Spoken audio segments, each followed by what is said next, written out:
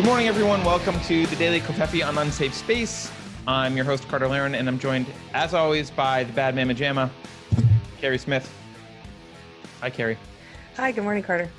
I forgot to say the date. It's Tuesday, October 8th. Or did I say the date? I don't even remember. You didn't. It's Tuesday, October 8th. Yeah, it's Tuesday, October 8th. And thank you for following, watching. Please don't forget to like and subscribe. Keri, you really want to talk about a particular topic today. I read some of the articles you sent me, but why don't you introduce it?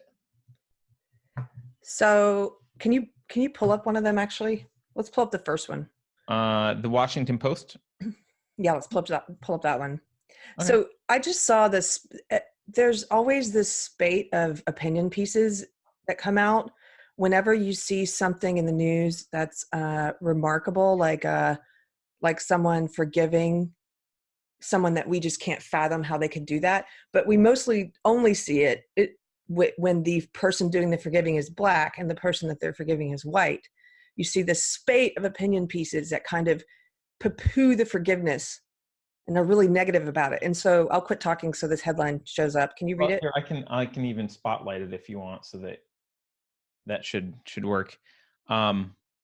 So this is just, we should give some history. Remember, there was the Dallas police officer, Amber Guyger, who was white or is white. And she went into the wrong apartment in her apartment complex and shot a Black man who lived there. It was his apartment. He was just sitting there eating ice cream. And just shot him and killed him. And her defense was, I thought it was my apartment. I thought he was an intruder, blah, blah, blah. I guess she was coming home, so she wasn't really on duty. And she just had her trial. She was sentenced to 10 years in prison for murder, which seems appropriate to me. And the victim's brother, he basically asked the judge if he could give her a hug and said, if you are truly sorry, he said, I know I can speak for myself. I forgive you. And then he tells her, I think giving your life to Christ would be the best thing that Botham would want for you. So both the victim and the victim's brother are Christian, and I think the victim was actually in the choir. And so that's the background here. But Keri, the headline of this article in the good old Washington Post is "White Christians Do Not Cheapen the Hug and a Message of Forgiveness that Botham Jean's brother." So I love when headlines start off addressing one particular racial group. That's always a great sign. Yeah, they are so racist.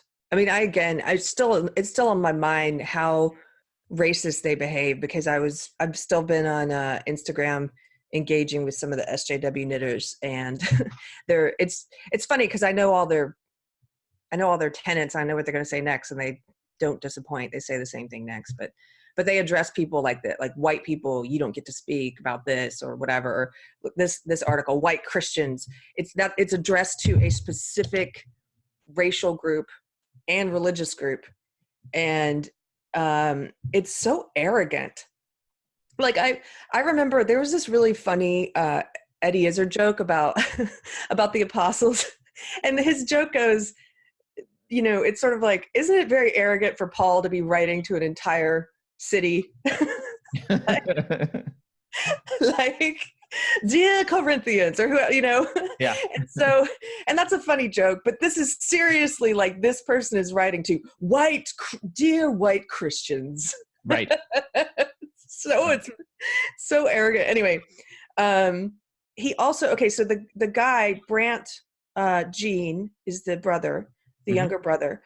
He's the younger brother of Botham Jean, who was killed. He asked that he not only did he say forgave her, he said that he didn't want her to face jail time. Yes. Sorry, I forgot that part. Yeah, and then he asked if he could hug her, and he said what he said about forgiveness and about Jesus. And so this is not the only piece. There have been several pieces, and some of them have been from SJW Christians, which I think is a misnomer. I don't think you can worship Christ and the SJW gospel. I think you have to pick one. But there have been several so-called SJW Christians who've written about this as well. And just the same thing happened after the Charleston church shooting, where that white supremacist, what's his name, Dylan Roof, went into the church and massacred a bunch of Black people. And then you saw some of the victims' families making statements of forgiveness, which was so moving. And then the same thing happened then, just a spate. The Blue Cathedral hates this. The legacy media hates this. SJWs hate this. And so what do? Opinion piece after opinion piece after opinion piece, crapping all over it, using it as an excuse to lecture white people. Here's a paragraph from that Washington Post article. It says, perhaps with just the right amount of compassion, some believe we can erase the color line. We can. This is an argument I had with an SJW in the knitting world recently. She did that whole thing they do where if you talk about how for a brief period in history, we were conquering racism and tribalism by focusing on the individual. And if you look at the words of Martin Luther King Jr., for example, who talked about the content of one's character being more important than the color of one's skin, that was the ideal for many people at that cultural point in history. And that was the ideal that progressed for a while, I would say. A couple decades at least, yeah. For a couple decades, that was the ideal and that was the goal. And then the SJWs came in and have tried to set us back and regress us back to a time when we're tribalistic and we have to look at race and we have to look at people by the color of their skin. Now, if you talk about this with an SJW, they will come in and say, just like this Washington Post writer and just like the SJWs in the knitting world, they will say, I guess you believe we can erase the color line. And they'll say, get ready for I knew everything this person was going to say ahead of time. They'll say, oh, I don't see color, which I didn't even say. Right. But that's what they'll say. And they'll argue because in their dark little hearts, they've accepted this dark ideology, which tells them it is necessary to see color, necessary to see a person's race, and not just to see a person's race, but that their race is one of the most important things about them. That's what they're taught. Guess who else believes that? White supremacists. Like, they are no different. They are no different. It's just that they've convinced themselves that they're looking at race for good reasons. Well, so oddly enough, by the way, these are also the same people that would argue that race is a social construct. So if it is a social construct, then we should be able to eliminate it through socially reconstructing so we don't pay attention to it. Well, what they believe is that, this is what they'll say to that. I'll tell you right away. They'll say, well, it's just that there's so many people who won't ever be able to look past race. Therefore, we can't look past it either. Well, that implies that it's not a social, like if they can't look past it. No. Start. No, they're saying it's a social construct. It doesn't matter if it's social or if it's innate. They're saying people can't look past it, so we can't look past it. Unfortunately, because of all these rubes, because of all these white supremacists. I see. Therefore, we must look at race too. No, you don't. You don't cure racism with racism. You don't cure collectivism with collectivism. I'm sorry, I'm getting angry. You're not a moron. There's a lot of intelligent people who've been sucked into this. But what you're saying sounds idiotic. Listen to what you're saying. You're saying we must focus on race. Why? So we can stop judging people on the basis of race. Like, okay. So anyway, this person says, perhaps with just the right amount of compassion, some people believe we can erase the color line. But when another Black man has been murdered by a person charged to serve and protect, forgiveness should neither be demanded nor assumed. Now, that's a sentence I want to talk about for a second, because almost all of these opinion pieces that are attacking this forgiveness, they all talk about white people demanding. By the way, everything is wrong with that sentence. Every part of that sentence is wrong. Right. It's a great sentence. It's a great sentence. So they talk about forgiveness as something that's demanded, and you see it again and again. You can pull up all these different pieces I tagged you in. They are all, the pattern in them is they don't understand what forgiveness is. They keep saying forgiveness shouldn't be demanded by white. Who's demanding forgiveness? This murderer didn't demand forgiveness. That's why Mr. Jean's act of forgiveness is so remarkable, because it's something that's not deserved or demanded. It's given because of he is showing grace there. Okay. And he's showing grace that he believes his Lord and Savior has shown him. And that's how he's supposed to live. And it's through God, it's through Christ that he can offer that forgiveness. You don't have to be a Christian, I don't believe, to be able to forgive and to offer forgiveness. But he specifically is coming from a Christian point of view. He says that. And I believe a lot of the family members of the victims of the Charleston shooting were coming from that place too. And that's a big part of Christianity, which is through God's grace we are forgiven. We're not deserving of forgiveness. And so these people, SJWs don't get forgiveness, and they also don't get apologies. If you notice, they don't understand apologies because they are always, again, they project a lot, right? And so they demand apologies. They go around all over the internet. They go around in real life demanding apologies, demanding forgiveness. And so when they see someone forgiving or someone apologizing, they assume it's because it's been demanded. Right. Because that's how they get it. That's how they get it. They demand it. I also I want to point out something at the beginning of that sentence even bothers me. This is not a case of a white cop killing a black man. Technically, yes, but she was not in the line of duty. This wasn't like she was out on duty killing a black man. This was I would call it an accidental death, assuming that she's on the up and up and didn't murder him intentionally. But a negligent, accidental, right? This is weird, wrong, and she should go to jail. Like I agree with the verdict. Like she should go to jail for murder. But I don't believe she went up there like, oh, I'm a white cop here to kill a black man. I think it wasn't a cop thing. It was a person thing. She went home to her house and went into the wrong house, went into the wrong apartment. Well, I also don't believe it was a race thing. I don't believe it was a race thing. I believe it was, in part, I do believe it was a cop thing because she had a gun on her, and I guess she was overworked or something. I mean, when I first heard this story, I was like, people in Texas have guns on them, though. I know, but come on, she's a cop and she's been trained. And my point is that when I first heard this story, I didn't go, oh, this is about race. But see, SJWs view everything is about race. It has to be about race. If this had been a white neighbor that she had killed, they couldn't have gone there immediately, and they would have said, wow, was she on drugs or something? Like, that's what I thought. Was she on drugs? Was she so overworked that who mistakes the apartment above them or below them for their own apartment? Like, how messed up do you then immediately shoots an unarmed person eating ice cream in it. Right. Yeah. I agree with that. I do think, though, I think they did find some text messages from her, like between her and other people, that sounded kind of racist, honestly. Oh, well, they either. Why are you laughing at that? I'm just like, I don't know that we can say like, oh, she's not racist at all. She might be. I don't know. I'm not saying that. I didn't even know there were text messages. I'm just saying that the facts of the case don't. I don't hear that and go, oh, that's a race thing. You know, you hear that and you go, what kind of crazy person walks upstairs or downstairs and thinks that's their apartment? Well, and this is what you're hitting on, is this is the left's, this is a common tactic of the left. They look at any situation and they immediately ascribe a univariate cause to it, and that univariate cause is the one that pushes their narrative. So in this case, it was white cops shooting black people for racism. That's the cause. The end. Nothing else. That's the cause. That's what happened. That's how they describe everything, always. That was one of their cause. Yeah. Sorry, go ahead.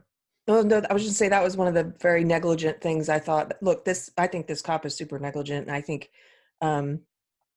Beto and others were negligent by immediately talking about this. When he was on the campaign trail, he immediately started talking about this and putting it in context of race and putting it in context of white police officers killing black people, and I think that's reckless and irresponsible. And I also think it is dark.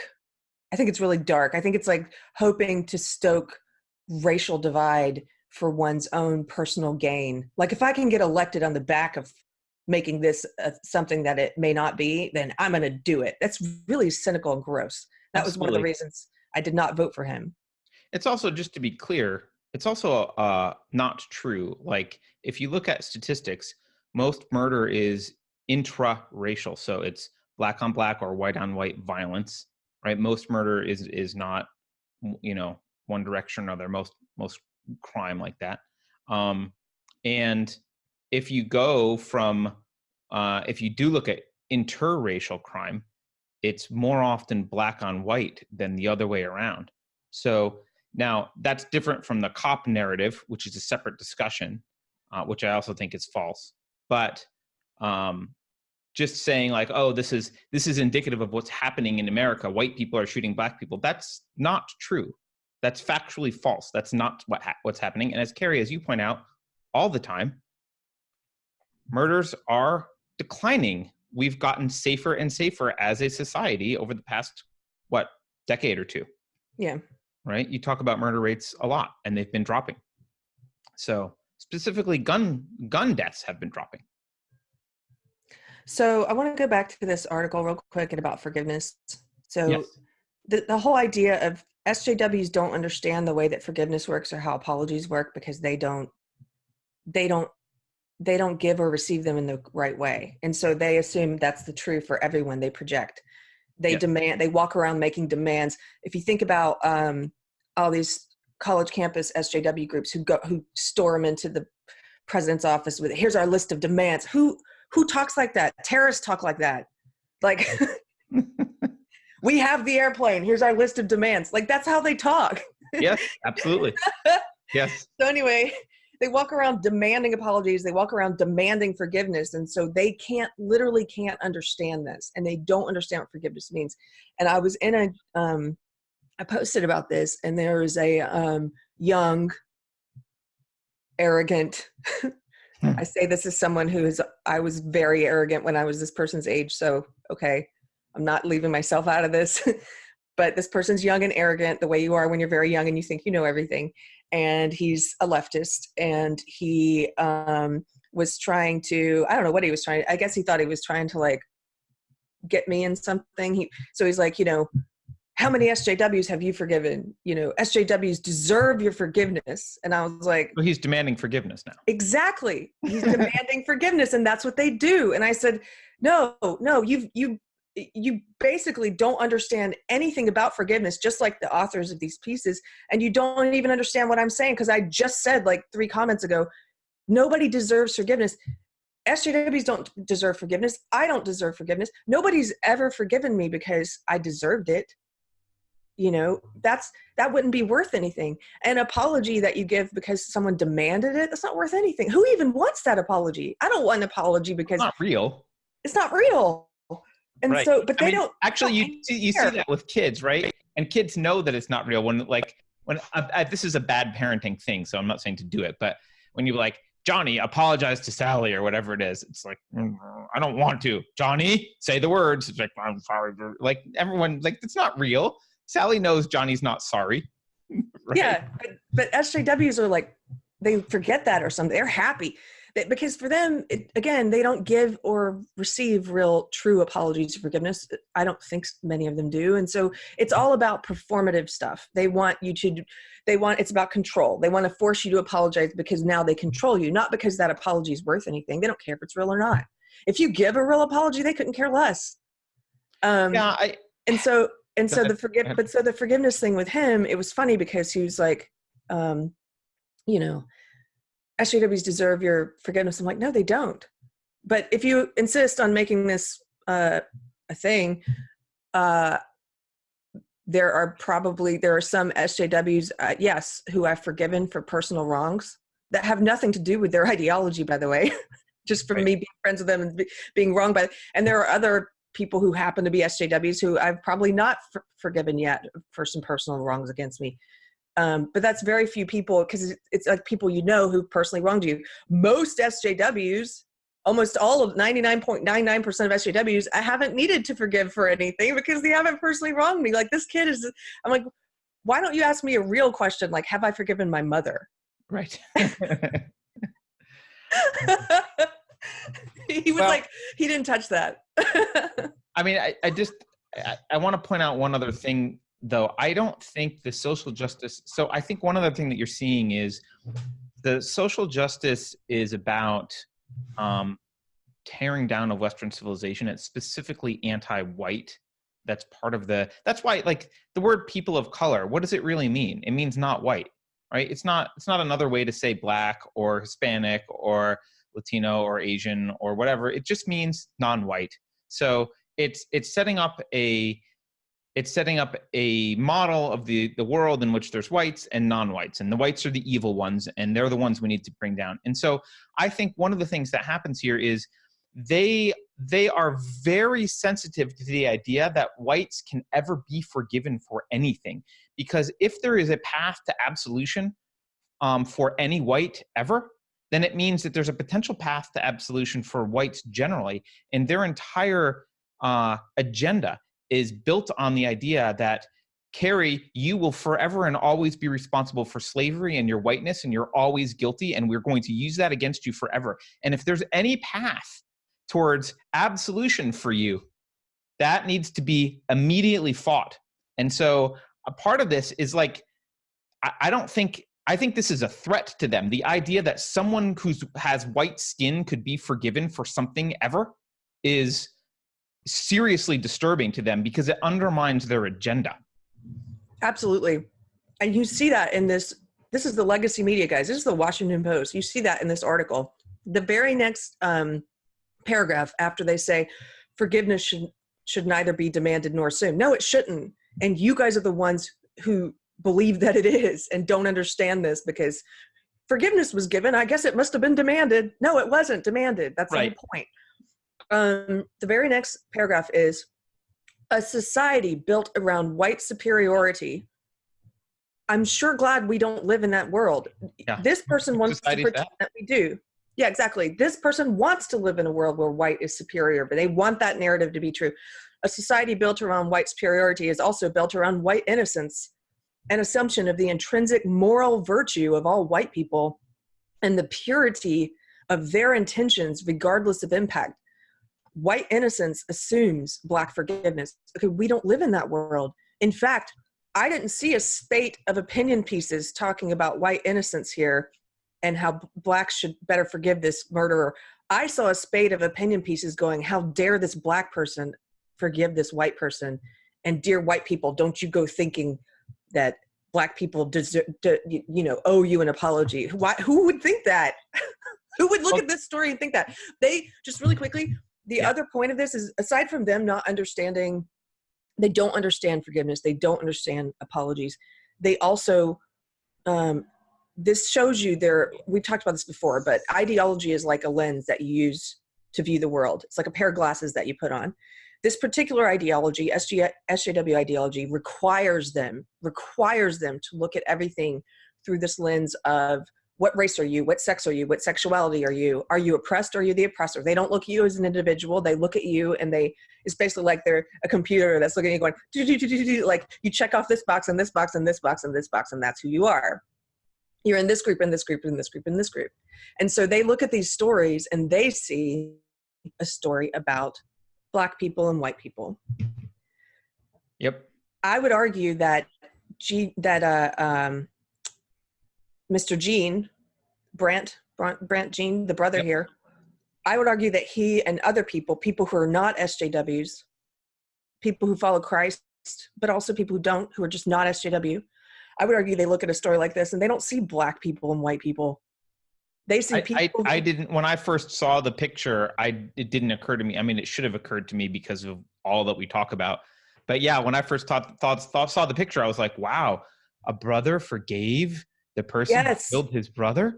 Yes. Wow. That's what I was thinking. Yes, they look at this story. They look at this story and they see a person who's capable of forgiving and a person who is not deserving of that forgiveness.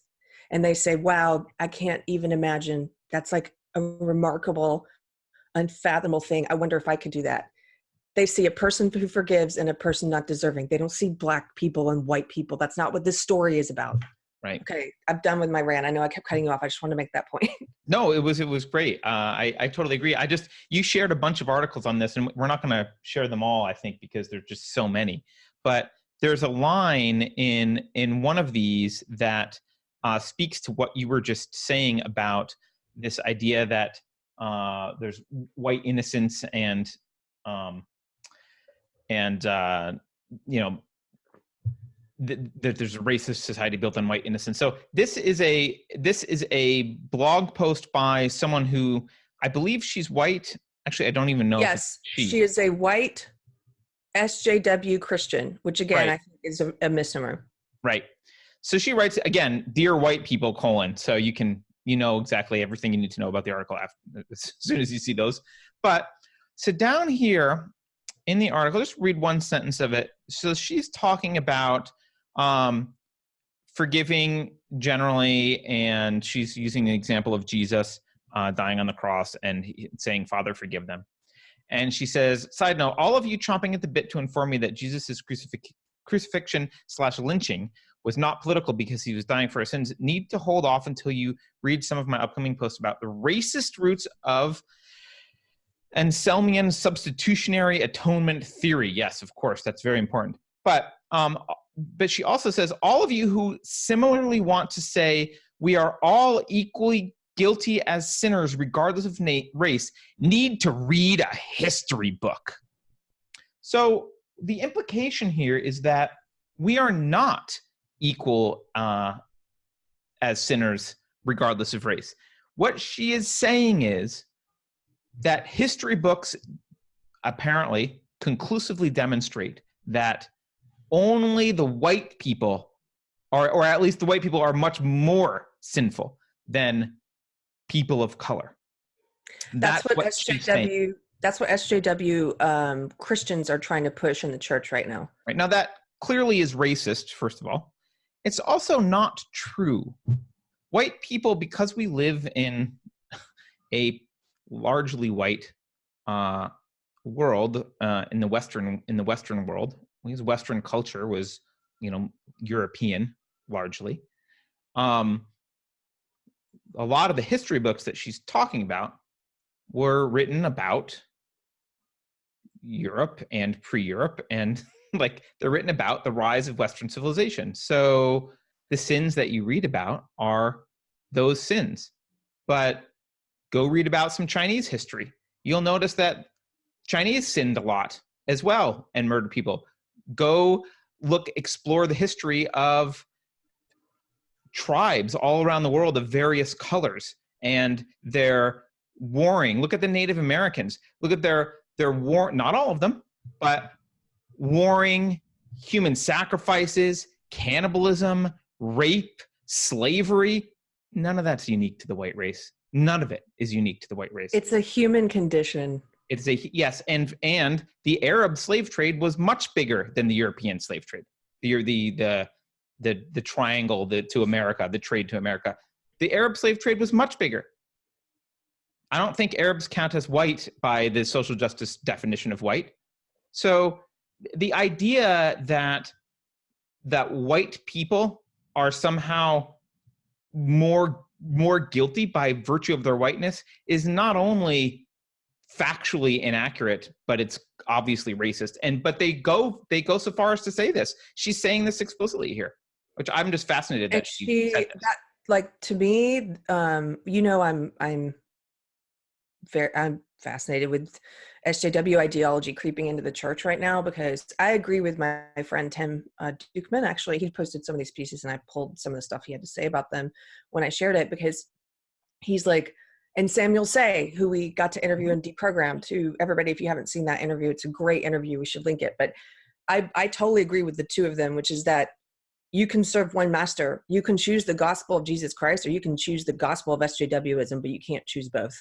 And if you think that you've chosen both, one of those is up here and one is down here. What is the lens through which you're looking at everything? This woman is looking at everything through SJW ideology, not through the words of Christ. In fact, she's taking the words of Christ and then saying, but right. And also the Washington Post did this. Look, the Washington Post goes, some people are celebrating Brandt's gesture of forgiveness.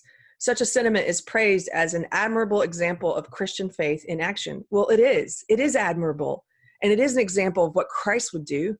And that's when I talk about Christianity, I don't mean the organized religion so much. I mean, what would Christ do? Mm-hmm. How would Christ behave? That's all. So the Washington Post goes, of course, Jesus urges his followers to forgive. And then it gives the quote. Forgive us our debts. You guys know that. Mhm. Okay, from a certain perspective, Brandt is simply following the dictates of his conscience and his faith. From a certain perspective, from his word, that's what he says. Well, but social justice warriors are omniscient, and they're going to know the other perspective that's correct. Tell us what it is. Oh, okay. From a certain perspective, he's just following the dictates of his conscience and his faith. I mean, that is what he tells us. Right. But what must be understood, I love this. They're so arrogant. They're always here to teach us, guys. But what must be understood is that when tragedies such as the murder of a Black man by a white police officer occur, there again is that narrative they're trying to put this in. Right. They aren't just felt by one Black person. The Black community feels the impact. Okay, bullshit. I'm sorry I'm cursing, but bullshit. Don't tell me you don't get to speak on behalf of the Black community. There are Black people who would, the brother here would probably not agree with you. There are people, you are a collectivist and you are trying to make this about groups of people. And you're not elected to speak on behalf of that group of people. And I hate it. I hate it because it's like, it's a very subtle trick they do where they will, in the middle of an article or argument or anything, they will pick up this mantle of, I'm speaking on behalf of all of these people. No, you're not. Your words should have enough weight that you can speak for yourself. Don't try and speak for, you don't deserve that. You're not backed up by the weight of this community. I get angry about it. It's painting the whole community as victims. They're all victims now based on that, right? Exactly. It's painting a whole community as victims. You should see the way I get worked up about it when people do it about women. And I've read articles like this where people do it about women. It's felt by every woman. F you. It's not felt by every woman. Yep. No, I would, the only caveat I would say is when I see an innocent person suffering or murdered, it's felt by me a little bit, depending on how well I know them. Like, oh, that's sad. It impacts me a little bit. Yes. Regardless of race, sex, gender, anything else. That's called being human. We look at another human suffering and go, oh, that doesn't make me feel good. I don't like that. I don't like innocent people dying. Whether they're Obama's victims of Drone Tuesdays over in the Middle East, or whether it's this guy, or whether it's a white person that's victimized.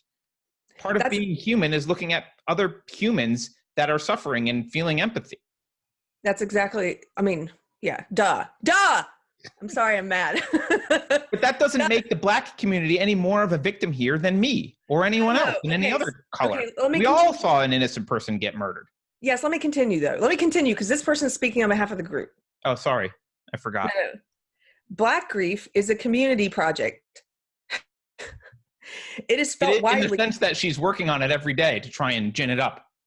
Yeah. It's a project. It's a project. It is felt widely, but dealt with individually. Some go to therapy, some participate in demonstrations, others write op-eds. Everyone is entitled to their own process. As Brandt stated, he speaks for himself.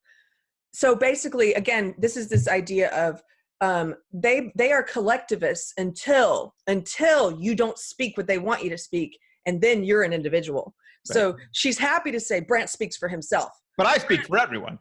I speak for the Black community, but Brandt speaks for himself. Because Brandt is honest. Yeah.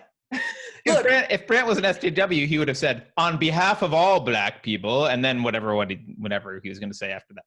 Right. Brandt is an individual, guys, because Brandt is not speaking for the community. No one should expect swift mercy from every Black person. Who does? This is a straw man argument. Who expects swift mercy from, oh, there's a Black person. I'd like to have some mercy, please. I'm sorry, Carter. I'm not angry at you. I sound angry. No, I don't think you're angry at me. Okay. Okay. And the risk of offering such speedy forgiveness. Okay. So basically she's judging Brandt for forgiving this woman. She's saying the risk of him offering such speedy forgiveness. She doesn't want him to forgive. Oh, no, they're pissed that he does, but they can't say anything directly about him because he's Black and he's a victim. Yes. So. Oh, and by the way, I keep saying she. This is a he. This is an SJW Marxist. You should read the rest of his pieces. They're all like this. Well, but if his pronouns aren't there, I'm going to assume it's a she. Okay. Okay. Okay. No, and the risk of Brandt, that's what's not said, but that's what he means, offering such speedy forgiveness is that not nearly enough attention is given to the injustice itself. I don't know if you saw the Babylon Bee headline, but it said forgiveness threatens to ruin outrage. It was something hilarious. It was like, Yeah. yeah, Draw attention away from the outrage culture or whatever it is. right. Forgiveness threatens to draw attention away from outrage culture. Like, that's what this guy's saying. He's Also, like, just to be clear, the original murder got a hell of a lot of attention. I saw way more about that than I did about this. oh, absolutely. The only thing I saw about this forgiveness was just piece after piece after piece by legacy media people telling us why it was wrong that he forgave this woman, and making it all about race and fundamentally misunderstanding what forgiveness is about anyway, and just being angry. So when I see, and when you, and I think when other like non-SJW caring people who are animated by something else, not by SJW ideology, you see this, and I see something that I aspire to be.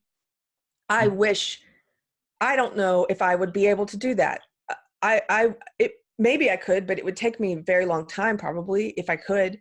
Like, I have this is going to sound, allow me to speak about God for a second. It's going to say anyone who's not a Christian, Carter's an atheist, but he puts up with me. He talking about stuff. Hey, like this. You don't know this yet, but I've got some Bible stuff to talk about. So you go ahead. Oh, you do? Okay. Yeah.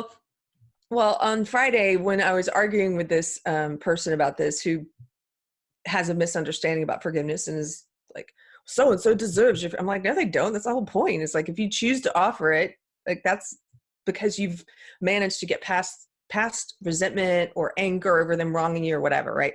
So as often is the case, I find the minute I start preaching about something or being like, this is what I believe, right, God or the universe, whatever you like to believe, God gives me an opportunity to practice it. It's almost like, oh, I heard you talking a big talk this morning.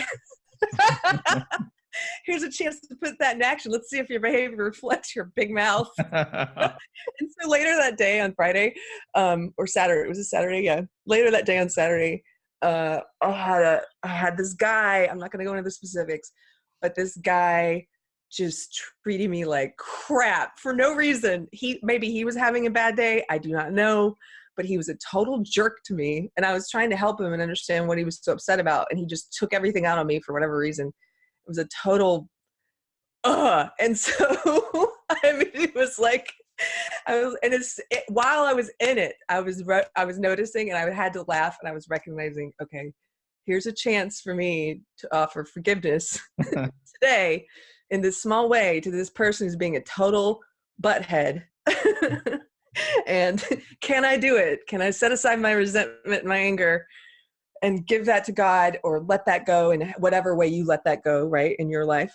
Let that go and say, set it aside and say, no, you don't deserve forgiveness, but I'm giving it to you because it's better for me and for you, and let's move on. Yep. And I don't know if I've achieved that yet. That was on Saturday. What's today? Tuesday? I think we'll find out later today how that's going I think we'll find out later today. Going on, yes. Anyway, that's my personal story about forgiveness. But maybe other people have noticed that in their lives. The minute you start saying, well, I believe this, and really thinking about it, and then there's like an opportunity for you to actually practice what you preach. I think that's great. I think it's kind of funny. Well, you actually got me thinking about forgiveness, because I had kind of two thoughts. I had kind of, competing opinions in my head about forgiveness. And so I decided to just look up the definition in the dictionary, and I looked up the Greek words in the Bible verses that are being cited. Of course you did. I love this. Okay, what'd you find? The atheist has Strong's Concordance of the Bible on his shelf. So, although it's probably online now, this is how old I am. I have big books. So, the dictionary, there's a lot of different definitions in the dictionary for forgiveness. But I tried to boil it down. I kind of summarized them, and I looked at, there's two basic categories. One of the categories of the word means to absolve people from or release them from obligation and consequences, like forgive a debt, forgive them from obligation consequences. Like it's kind of more absolution. The other definition of forgiveness is really about ceasing to feel resentment against the other person, right? Which is Yes. much different. It's much different. I didn't know. I'm so glad you looked this up because I didn't know that. I just know it though. Like I know it in my gut. That's what was bothering me, because I felt like there was two different definitions here, and there are kind of two different categories. And as an atheist, let me just, you and I might not agree on this. I have kind of a nuanced version of this. I do believe in the second kind of forgiveness. Like it's healthy to cease feeling resentment against people. However, I don't think that ceasing feeling resentment means that you need to absolve them of consequences. And it doesn't mean you need to make yourself vulnerable again. So the example that I'll use is if you have someone in your life who's toxic and they've harmed you over and over and over again, right? In some way. Just imagine it might be a family member, for example. But someone who's harmed you over and over and over again, right? You can get to a point where you forgive them in the sense of not feeling resentment against them anymore. But it's not necessary for you to reinsert yourself in a relationship with them, make yourself vulnerable again, re-expose yourself to the toxicity, and allow to have that relationship healed in the sense of like, go back to the way it was. So you're again vulnerable and they've not suffered consequences there. Again, this is as an atheist, this isn't a Christian perspective, but for me, I think that not feeling resentment anymore is very healthy, and that's something that you should strive to do. But I think one of the things that I worry about is that I see a lot of people harm themselves by forgiving someone too lightly, not in the second sense of stopping feeling resentment, but in repairing everything and bringing that person back into their lives, restoring their status, and just again being vulnerable. And that's something that predators will use against you time and time and time again. You make yourself vulnerable, they use you and hurt you. You forgive them and let them back, they use you and hurt you again. That cycle will continue, and it's nothing but self-harm. And it's actually, you're not helping the good, you're helping an evil jerk continue. I think if you want to give that kind of forgiveness, if you want to have the relationship repaired and become vulnerable again, that requires action on the other person's. They need to do restorative action. They need to say, yes, you know what? I went to therapy for 5 years to figure out why I was beating you, and I resolved these issues, and I did this thing and this thing and this thing, and I'm going to do anything I can to make it up to you to get back into the position that we once had together in some whatever relationship that is. That's all work that the aggressor needs to do in order for the quote forgiver to forgive them on that level. But you can forgive them by releasing resentment without their involvement. And those, I want to make that distinction because that's how I view it. So I'm very big on not feeling the resentment, but I'm not so big on quickly granting absolution and getting rid of consequences. Does that make sense? It does make sense, and I actually agree with you. Okay. Well, getting rid of the resentment doesn't require, and you weren't the only one, but I've had a couple friends in my life who've had to make this point very clear to me that just because I've forgiven someone doesn't mean I have to keep them in my life and let them behave in that way to me again. But a lot of people, I think, conflate those two, and they think that once you've forgiven, and especially the bad person, the aggressor, will be like, if you've forgiven me, baby, take me back, right? Yeah. Forgiving does not mean restoring the relationship to its previous status. It doesn't mean making yourself vulnerable again. Yeah. You can forgive a person without having to marry them. Yeah. I mean, just the classic example. You're in a relationship. Your boyfriend or girlfriend hits you and beats you regularly. And you break up because you realize that's dumb. You shouldn't be in a relationship like that. So you break up. Good for you. You go to therapy. You can forgive them in the sense of you don't feel resentment against them anymore. You can let it go. But you shouldn't invite them over for a dinner date. Like, unless they have gone and behavior like that requires a hell of a lot of evidence that they have changed fundamentally as a human being before you should open yourself back up to that kind of, to being a victim. But I was curious about the Bible because I saw Matthew 6:12-14 was quoted all in these articles. This is and forgive us our debts, we forgive our debtors, blah, blah, blah. It's the Lord's Prayer. And I also saw some quotes, Mark 11:25, and whenever you stand praying, if you have anything against anyone, forgive him, that your Father in heaven also may forgive your trespasses. So I was wondering, in Matthew and Mark and other places, what word is being used. I focused on the New Testament. I didn't look at the Old Testament. But in both Matthew and Mark, they use the same Greek word. It's, forgive my Greek, ephemi. And it means to send forth, which is kind of odd. And the description is cry, forgive, forsake, lay aside, leave, let alone, omit, put, send away, remit, suffer, or yield up. I'm not sure that gives me any clarity on which kind of forgiveness that's intended. Like, I'm not sure. I don't know what that means in terms of those verses. If you're a Christian, what kind of forgiveness you're being asked to do. I don't know if it's ceasing to feel resentment, because you could say laying aside is maybe laying aside your personal feelings, and leaving alone, letting alone, omitting. Those could all be leave aside personal feelings.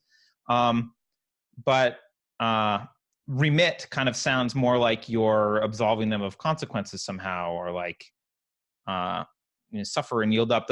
So I'm not sure, but I just wanted to throw that out. The other one that was quoted in some of these articles is 2 Corinthians 2 verses 5-7. And it says, and this one is, I think, more relevant. But if anyone has caused grief, if he has not grieved me, but all of you to some extent, not to be too severe. This punishment, which was inflicted by the majority, is sufficient for such a man, so that, on the contrary, you ought rather to forgive and comfort him, lest perhaps such a one be swallowed up by too much sorrow. That actually sounds to me, that seems to me more directly inspirational to the brother. Like, that kind of a thing is very reminiscent of, or very related to what this was happening here. And that word is charizomai. Again, sorry about the Greek. And that means to grant as a favor, gratuitously in kindness, pardon or rescue, deliver, frankly forgive, freely give, or grant. So I'm not sure. I don't know that this helps. Maybe it will help someone think about, if you're a Christian, what these things are. But Keri, does that, I know this is not conclusive. Does that clarify anything to you? Because it doesn't clarify anything to me at all. No. Okay. I mean, what's your specific question?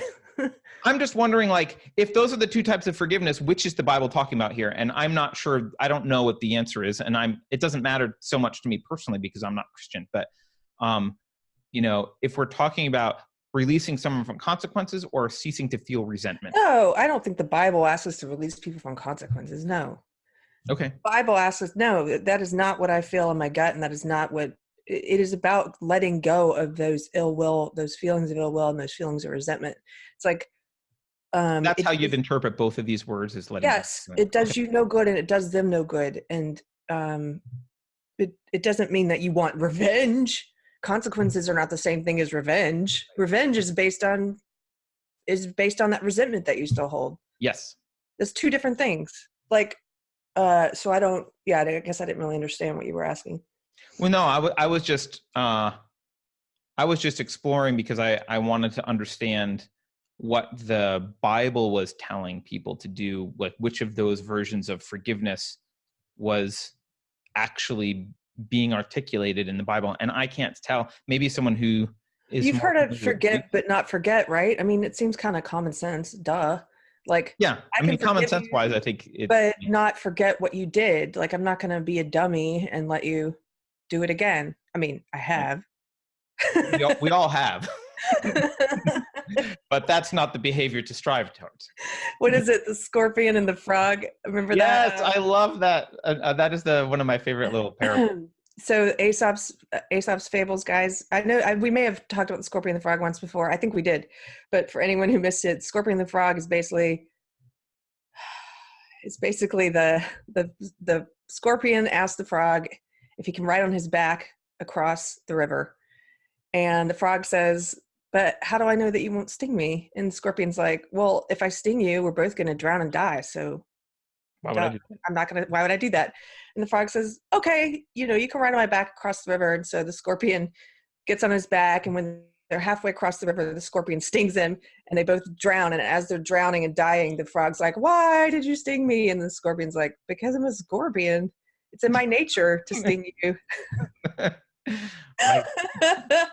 That's that. Great little fable. It's a great little fable because I hear that and I'm like, oh yeah, don't be the frog again. The frog who's like, well, maybe this time the scorpion won't sting me. Yep. All right. Well, I mean, I don't know if there's anything else we want to say about the great hugging scandal of 2019. But the great forgiveness scandal. The great forgiveness scandal. I mean, yes. I have a couple of other things I do want to say, and I know we have to go. Okay. Here's some ways to set yourself apart from SJWs. They don't understand forgiveness, and they don't practice it. Not true forgiveness. They don't understand apologies, and they don't practice it. Not true apologies. They also, I was reading this Jung quote this morning. It was, and Jordan Peterson talks about Jung a lot, which makes sense to me because he talks about working on yourself a lot. And this quote was, resistance to the organized mass can be affected only by the man who is as well organized in his individuality as the mass itself. And that to me is like, look, collectivists, they focus on groups. They focus on the outside rather than the inside. They focus on the exterior rather than the interior. They focus on organizing groups, and everything they do, they look at people as what groups they're a part of. And when I say they look at the exterior, that's for themselves and other people. They look and they say, what race are you? What sex are you? What sexuality are you? That's what's most important about you. And that's not what's most important about you or any person. Individualism is the opposite. Individualists don't look at you and say, what groups are you in? What do you look like on the outside? An individualist is like, what's the content of your character? How kind are you? How do you behave in the world? Does your behavior match what you claim your beliefs are about? If you look at SJWs, their behavior doesn't match their beliefs, what they say their beliefs are. They say they're against racism and sexism, and they like to claim that. They claim it like they have some moral high ground. They don't. Look at their actions. Look at what they actually put out into the world, and you can see what they truly believe. They are not against racism. They are not against sexism. They've convinced themselves they are, some of them. But they look at the exterior, and that's not just in relation to like what you look like and all your immutable identity characteristics. They also look at the exterior when it comes to trying to fix things. Like they focus on the exterior. They focus on things outside of themselves.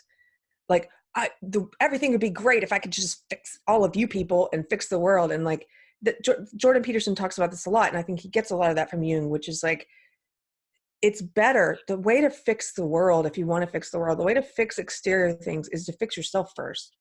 Like focus on the interior. That's a little universe that you can control. You can try and learn to master control of it. And I know I'm kind of going on a tangent here, but I saw that. I'm glad you brought it up. It's exactly right. Yeah. And so that when you learn how to fix yourself and you learn how to work on yourself, stuff like forgiveness, stuff like apologies, all that stuff, that's related to working on yourself. That's something that's much harder to do than running around on Instagram talking about, did you follow this knitter? She's a problematic knitter. And they are such busybodies. They have very little self-awareness, and all they're doing is focusing on exterior things and who to blacklist and who to mob and who to shame and who to target. They don't do a lot of inner work. They don't understand forgiveness. They don't understand apologies. I know I've said that several times, but again, if you want to beat them, if you want to beat collectivists, the way to do that is with individualism. And the way to enact individualism in the world is to work on yourself as an individual. and become a better version of yourself, or try to be the best version of yourself.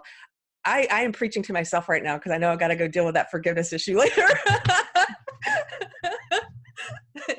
Well, you don't have to put yourself back in the same situation. You just have to let go of your resentment. But yeah, no, I agree. I mean, I think this is actually true for busybodies in general. I think the busybody energy, this is just my theory, right? I'm not Carl Jung. My my theory is that the busybody energy, it's pent up energy that is properly should be used to focus on yourself, right? This is the energy of like self-examination, but for some psychological reason, they really want to avoid self-examination. And so what they do is they just turn that energy towards other people examination. And so if you'll notice, social justice warriors often assume that they know motives. They assume that they know intent. They are hypercritical of everything. I mean, the new knitters don't have to, that just joined, don't have to be told this because they see it in action. They're hypercritical of every little thing everyone else does. And they ascribe motives and they act like they're omniscient. All that is energy that a healthy person is directing inside into themselves, and trying to figure out how I can be better and how I can improve. What are the areas that I'm failing at? What are my flaws? But for some psychological reason, they want to avoid that. So the way to avoid it is to just turn that microscope from internal to external and start examining everyone around. And that's how they get away with, for so long, getting people who actually do self-examination work, who are maybe naive about this ideology. They'll use that. They'll say, well, what about this and this and you need to do. And some people who are very self-critical and very self-aware will be like, they actually engage in good faith and examine themselves and say, well, let me take what they're saying into account. And they're using your virtue against you. They use your virtue against you. Yeah, that's a great way of putting it. So anyway, it's also important to just recognize, like, I know this sounds trite, but Keri, this is another example of this that I feel like we need to underscore this. SJWs always project. Yeah. Like, it's inevitable. Whatever they're saying, it seems to just be projection. I mean, I'm sure there's instances where it's not, but 9 times out of 10, it's just projection. So if you see someone arguing something, instead of taking it personally, look at it as it is. It's an expose of that's their inner self. Yeah, it's like the woman I was arguing with who says it's impossible not to see color. Do you know why she says that? Because it's impossible for her not to see color. And a lot of times the ones who come forward and say stuff like Morgan Spurlock, let's take him for example. He said some stuff about Me Too and women. But he basically couched his own issues and things that he's done to women in this broader, men are like this, see? And it's like, no, right. You were like that. Right. You were like that. And you don't get to say men are like this because I'm like this, but that's what they do. That's what SJWs do. They will reveal to you a lot of what they're about. Everyone's unconsciously racist. Are you unconsciously racist? Is that what you're telling me? It is. It is. But they assume everyone's like them. And the other thing I want to say, well, now this is making me think of this. One of our new viewers who's a knitter, I saw her asking in a thread, like, I don't understand this. It was sort of like how dark that it could be. And it was about some of them wishing that Sockmatician would kill himself. Like this sort of just like very negative, toxic, dark-heartedness. And I was saying it makes a lot more sense if you start to see that the resentment that's underneath it and the hatred that's underneath it, they have a lot of dark emotions. And I think this goes back to something else Jordan Peterson talks about, and I think it might come from Jung as well, which is recognizing your shadow self, recognizing your own capacity for evil. They don't do that. They like to think of themselves as good people, and they shut themselves off from looking at any of their dark desires, and that stuff isn't examined. And so what happens to it is it comes out, it's going to come out, and it manifests itself cloaked in social justice, this viciousness and this hatred and this resentment and these really dark desires that they don't even want to acknowledge they have. That's why I think it's healthier to look at yourself and acknowledge the darkness. I think we all have light and dark. Acknowledge the dark parts of yourself, because if you're not, even the people who scare me the most are the people who don't acknowledge that they have any darkness in them at all. Like, oh, I don't have any. And it's like, yeah, you do. And I can see it manifest itself in other ways. And I can see it come out, and I can see it come out in the things that you say that you don't realize you're revealing about yourself. But anyway, they have a lot of unexamined darkness. Yeah, no, you're right. And, you know, people new to the channel, like part of what we're doing here is we view ourselves as trying to fight a culture war here. And I just want to be clear. Social justice is an existential threat to Western civilization and our culture generally. It's not a minor nuisance. It's not just an annoying thing that happens on Instagram. It is a vile anti-Western civilization ideology. It is gaining acceptance. It's gaining traction. It has the support of the cathedral, which by that we mean the institutions, the media, government bureaucracies, academia. It has support of the cathedral, and it is pushing its anti-Western civilization agenda extremely loudly and extremely aggressively. And so it needs to be fought. And the only way to fight it is to stand up against it morally, not to try and appease or ask for forgiveness or be quiet. It's to morally oppose it on moral grounds, because it is immoral. It's an immoral ideology. So thanks for watching. I like when things get a bit heavy. No, but he's right. It's funny because people are coming into contact with it in different ways and in different communities. Like there's the knitters, and there's the Christians who are coming in contact with it, and there's the gamers who come in. Every sphere of human activity is coming into contact with this in one way or another. And there's a tendency to think it's just this little thing, and it's just happening in this microcosm. It's not. It's like a ship hitting an iceberg. You just see the top of the iceberg above the water, but there's this massive thing underneath it. This is the iceberg. It is a belief system. It is an ideology, and it's an ideology that convinces people that they're good, and that it is good. And that's really creepy, because I mean, you can get people to do all manner of horrible things if they think they're doing it in the name of justice. Yeah, it's a religion.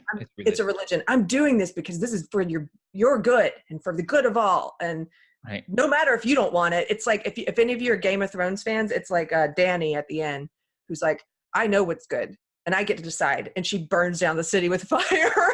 Right. but she's good, guys. Right. Just like Pol Pot. He knew it was good. He knew it was good. So, well, okay, on a lighter note, book club. They're not a majority. They're just very loud. Oh yeah. They're not a majority yet. They're just very loud, and they hold a lot of powerful positions. Yeah. But we have to go. It's been a long one. Thank you guys for watching. We have a date for book club. We're going to be doing a video announcement too, so you guys can share it if you want, to let people know about it. This will be our third official Unsafe Space book club discussion, and we're going to be reading. I'm looking for it, but I don't have it. You do. American Mind by Greg Lukianoff and Jonathan Haidt. And we're going to be discussing. We'll put a link to buy this below if you want to buy it. We get a penny. We get a penny if you buy it through us, guys. Revenue. That penny is much appreciated. So we have we're going to give you more than a month, because we didn't want to do it on the 10th, just in case we have some people who are going to be at the Seattle Yarn Revolution. Yarn Revolution. The Yarn Revolution. Yes. Right. So we're going to do it on Sunday, November 17th at 5 p.m. Pacific, 7 p.m. Texas time, and 8 p.m. Eastern time. Yes. And how do they join, Keri? Oh, and if you want to be a part of the video chat, you can I don't know if you've seen the others, but we do them just like our live videos. You can be in the chat, and you don't have to be on video. But if you want to be in the video discussion, send an email to speak@unsafespace.com and let Carter know that you want to get a link to be part of it. Yep. Or you can also join Unsafe Space Book Club on Facebook and tell us there. So, all right. Thanks everyone for watching. Have a good Tuesday. And don't forget to like, subscribe, share, anything you can do to help support the show so that Keri does not have to spend time with people who treat her horribly. And she can only spend time with you.